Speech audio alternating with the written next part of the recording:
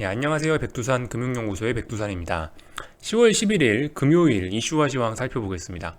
우선 어제 제가 좀 실수하고 넘어간 게 있는 것 같아서 좀 정정을 하자면요. 어제 아침에 개파락 출발하지 않았습니까? 아침에 미국도 폭락하고 우리나라 시장도 개파락하면서 출발했는데 그에 대한 이유를 몰랐거든요. 그냥 그래서 터키 발 이슈 때문에 그런 게 아닌가라고 생각했는데 그게 아니고 미중 무역 협상이 그 일정이 축소됐다는 것 때문에 어제 빠졌더라고요. 이 부분을 좀 언급했었어야 되는데 어제 잘못 얘기를 해서 정정을 하고 넘어갑니다. 그래서 원래는 이 미중 무역 협상이 어제 오늘 이렇게 해서 이제 10월 10일, 10월 11일 이렇게 이틀간 미국 시간 기준으로 이렇게 하기로 했는데 근데 이게 이제 하루로 일정이 축소가 됐다는 내용이 나오면서 급락을 했다 이겁니다. 이틀치 협상해야 될 내용이 하루치로 줄었다면 분명히 뭔가 딜의 내용이 작아지거나 어떤 좀 협상에 대한 기대감을 떨어뜨리는 요인이 되니까 시장이 급락을 했겠죠. 아무튼 뭐 이런 뉴스가 나와서 급락을 했는데 솔직히 어제도 그렇게 별 걱정은 하지 않았습니다. 제가 어제 뭐 방송에서 뭐 딱히 걱정한 거 없었죠. 오히려 오늘은 무슨 얘기가 나오고 있냐면은 트럼프하고 류허하고 회담 예정이 잡혀 있다라는 내용 때문에 오히려 시장이 좀 다시 기대감을 가지기 시작하면서 오르기 시작했습니다. 무역 협상 자체는 실무진 회담 자체는 이제 하루로 끝날지 모르겠지만은 트럼프하고 류허가 만난다는 이 이미지 그죠? 여러분들 이 시장이 움직이는 거는 투자자들의 심리 내가 어떻게 생각하느냐, 오늘의 느낌이 어떠냐에 따라서 이 주가가 움직이는 거기 때문에 사실상. 그래서 사실 그 무역 협상 자체가 잘 안 될지 모르지만 트럼프하고 류허가 만나서 뭔가 좋은 이미지, 둘이 웃으면서 같이 사진 한번 찍어주면은 주가가 예상외로 많이 오를 수도 있는 그런 좀 특징이 있습니다. 그래서 시장이 이걸 바라보고 있으면서 여기에 대한 이 회담을 기대하기 때문에 어제 좀 반등이 좀 나왔었죠. 사실 미국장은 어제 제가 뭐 좀 보다 잤는데 어 제가 볼 때까지만 해도 제법 많이 올랐었어요. 제법 많이 올랐었는데 오늘 아침에 일어나니까 저기 역시 윗꼬리가 좀 달린 상태로 마감이 됐죠. 결론적으로 이 미국이나 우리나라나 똑같습니다. 이거 지금 무슨 뭐냐면은 요렇게 박스권인 거예요. 요렇게 박스권.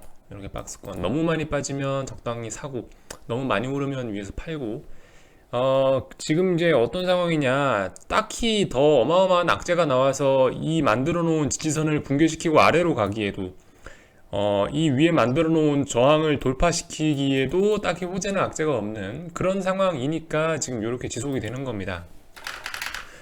이게 이제 이런 분위기가 우리나라 장에도 이어져서 똑같이 지금 며칠째 그렇죠. 며칠째 그렇습니다. 우리나라 선물 보시면 이렇죠. 우리나라도 뭐 비슷비슷합니다. 모양은 조금 다를지 모르겠지만 대충 한 267에서 한 273 요 정도 사이에서 박스권 나오고 있습니다. 개 중에 조금 강한 종목은 이제 지수보다 조금 강한 종목은 이제 차트가 벌써 삼성전자는 이제 조정을 끝내고 나서 상승하는 모습을 보일랑 말랑 하고 있고요. 왜냐면은 삼성전자 고점과 고점이 낮아지는 이런 추세, 그죠? 고점과 고점이 낮아지고 저점과 저점이 낮아지는 이 추세를, 이 하락 추세를 끝내고 지금 오늘 벌써 위로 올라왔잖아요. 그러니까 지수보다 강한 놈은 이렇게 좋은 모습을 보이기도 하고, 좀 지수보다 약한 놈 있죠? 요즘 하이닉스가 지수보다 약하지 않습니까? 하이닉스 같은 놈은 이렇게 해갖고 계속 이 하락 박스권, 여기서 자기 추세를 이어가고 있고요. 이게 이런 겁니다. 미국이 애매하니까 한국도 애매하게 적당히 흘러가고 있습니다. 그래서 뭐 오늘 같은 경우 우리나라 장은 갭상승 했죠. 그죠? 갭상승을 좀 많이 했습니다. 그래서 뭐 뻔하죠. 여러분들 이제 제 방송 오래 보셨으면 오늘 갭상승 많이 했네. 오늘 별 재미 없겠다. 오늘 시초가에 팔아야지. 뭐 이런 생각까지 하실 수도 아마 있을 겁니다. 아침에 봤는데 너무 많이 떴어요. 너무 많이 떠서 오늘은 글렀다 라는 생각을 하긴 했는데, 그래서 하이닉스를 다시 한번 팔고 잡을까 이랬는데 그냥 내버려 뒀어요.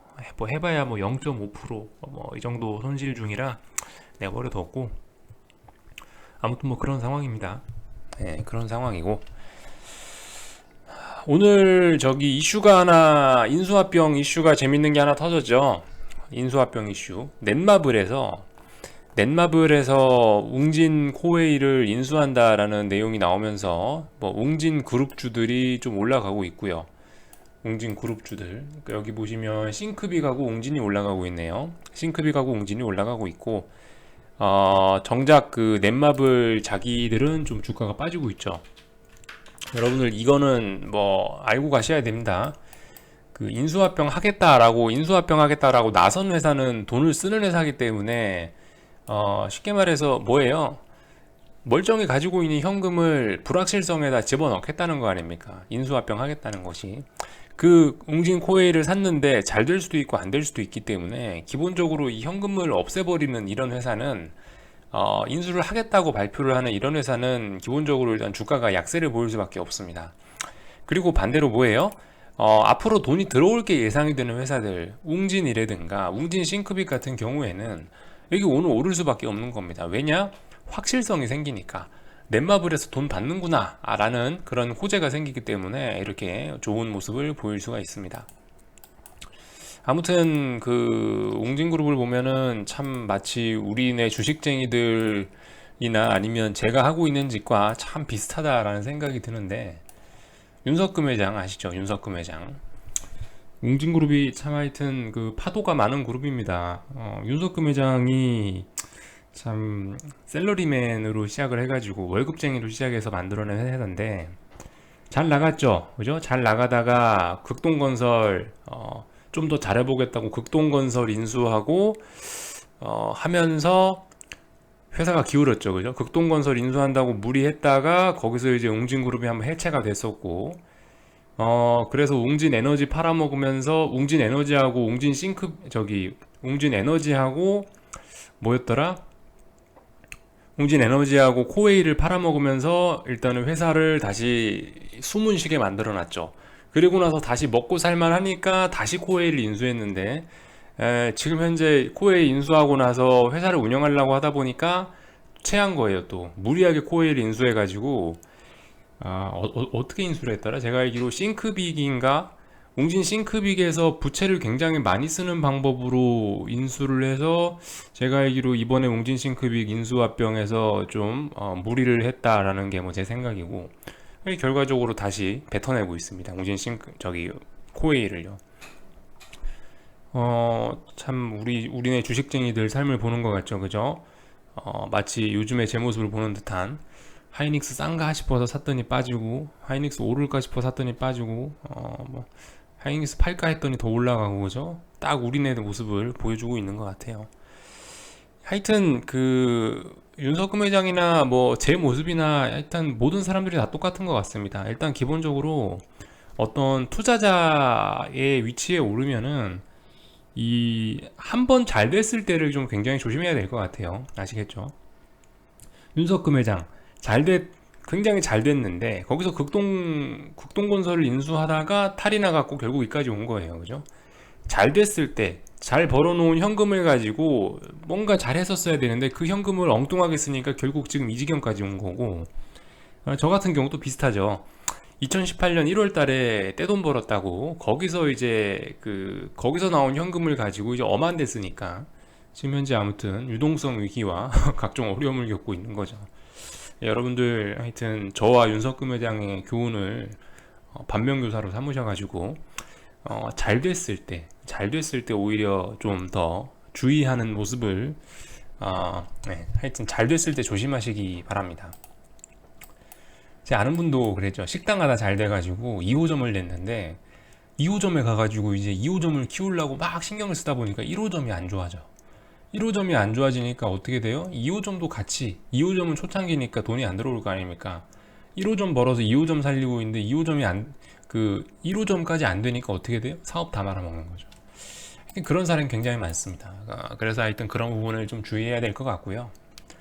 얘기가 좀 길어졌는데 이거 하나 얘기하고 마치겠습니다. 어쨌든 지금 좋아지고 있어요. 여러분들 시장은 좋아지고 있습니다. 오늘 주목해야 될 뉴스는 이거, 미중 통화협정 맺는 거, 이거 제가 아마 오래전부터 말씀드렸을 겁니다. 제 방송 오래 보셨으면 다 아마 아실 거예요. 결국 미중 무역 분쟁은 중국에서 돈을 뜯어내기 위한 건데, 중국에서 돈 뜯어내기 위한 가장 좋은 방법은 뭐 중국 국내 법을 고치고 뭐 저작권을 어쩌고 저쩌고 이게 아니에요. 제일 확실한 거는 그 나라에서 쪽쪽 빨대 꽂아 먹고 이렇게 빨대 꽂아서 빨아먹으려면 제일 좋은 건 환율입니다. 빨리 위안화 강세로 갈 수 있는 플라자 합의 비스무리한 그런 합의가 나와줘야 네, 그런 합의가 사실 가장 중요합니다. 백날 저작권 법 고치고 그래봐야 중국의 저항만 있지, 사실 통화협정 맺어버리는 게 이게 제일 좋은 거예요. 그래서 이 부분을 우리 좀 주목을 하면 좋을 것 같습니다. 당연히 목적은 뭐겠어요? 위안화 절상 목적이다. 그래서 제가 이것 때문에 중국 주식에 자꾸 투자하라고, 그 중국 주식이 유망하다고 얘기했던 게 바로 이것 때문입니다. 자, 그리고 마지막 뉴스 하나 좀 오래간만에 보고 넘어가야 될 것 같은데요. 약 70일, 80여일 만에 이제 10년물하고 3개월물의 장단기 금리차가 다시 정상으로 돌아왔다는 소식입니다. 1.69, 1.66. 아니네. 분명히 어제 뉴스에서는 장단기 금리가 정상이 됐다고 하는데 아직 정상이 안 됐죠. 제가 본 뉴스가 이거였는데 10년물하고 3개월물 수익률 곡선 역전이 79일 만에 첫 일시 해소. 일시 해소구나. 이거죠. 사실 원래 경기 침체를 예측하는 데는 10년물하고 3개월물 스프레드 역전도 그 금리차 역전도 사실 중요한 지표인데, 사실상 이거는 이제 지금 10년물하고 3개월물이 역전이 된 거는 이거는 연준이 정책을 잘못 펴가지고 이렇게 역전이 된 거라서 부자연스러운 역전이라 시장 참가자들이 좀 신경 안 썼단 말이에요. 저거는 괜찮아. 저건 연준이 삽질해서 저렇게 된 거니까 우리 무시하자. 대신에 10년물하고 2년물 금리차는 굉장히 중요하기 때문에 그걸 바라보자 라고 생각하고, 저도 계속 방송에서 10년물하고 2년물만 언급을 했습니다. 근데 이제 10년물하고 2년물은 어느 정도 안정이 됐는데, 어쨌든 그래도 10년물하고 3개월물이 역전이 돼 있다는 게 좀 굉장히 좀 뭐라고 할까, 좀 하여튼 좀 마치 저 발가락에 낀 가시처럼, 뭐 어디 가시가 박혀 있는 것처럼 그런 좀 신경 쓰이는 요소였단 말이죠. 근데 아무튼 이제 슬슬 일시적이긴 하지만 이게 이제 해소가 되어 가고 있다는 게 여러분 굉장히 긍정적인 거고, 이게 왜 해소가 되는 걸겠습니까? 결과적으로 어제 제가 말씀드린 호재가 나왔기 때문이죠. 한글날 나왔던 호재. 파월 의장이 양적 완화를 실시하겠다라는, 양적 완화는 아니지만, 정확하게 양적 완화라 한 건 아니지만 대처대조표 확대를 다시 하겠다라는 그런 얘기를 했기 때문에 결과적으로 이게 일시적으로나마 해소가 됐던 겁니다. 그래서 어쨌든 이런 시장의 반응들에 좀 주목을 하셔야 될 것 같고요. 이쯤 되면은 일단 오늘 할 얘기는 다 한 것 같습니다. 오늘 짚고 넘어가야 될 얘기는 다 한 것 같고, 아무튼 이제 주말 동안에 뉴스가 나올 겁니다. 예, 주말 동안에 뭐 중국 협상단이 와서 회의했던 내용들, 그리고 트럼프와 류호 총리인지 하여튼 리커창이 총리죠, 그죠? 리커창이 총리고, 하여튼 류호하고 트럼프하고 만난 거에 대한 결과가 주말 동안에 나올 건데, 어떻게 되나 하여튼 보자고요. 그 결과에 따라서 우리나라는 방금 말씀드렸던 이런 박스권이죠. 이게 S&P인데 이 박스권을 돌파하느냐 아니면 다시 박스권 안쪽으로 들어오느냐가 결정이 될 것 같습니다. 근데 개인적으로는 지금 일단 시장 차트가 이 모양으로 나온다면은 미중 무역 협상이 잘 풀릴 가능성은 없을 것 같습니다. 예. 시장이 이미 예측하고 있는 거거든요. 야, 미중 무역 협상이 잘 안 되지 않겠냐? 그러면 오늘 갭상승해서 여기서 한번 팔아먹고 박스권으로 더 지속하자 라고 얘기하는 게 지금 현재의 모습인 것 같아서, 솔직히 주말 동안에 별로 좋은 내용이 나올 것 같지는 않습니다.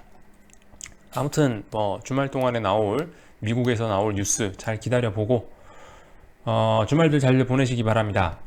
하여튼 또 전할 소식이 있으면 전하고요. 하여튼 월요일날 뵙도록 하겠습니다. 여기서 마칠게요.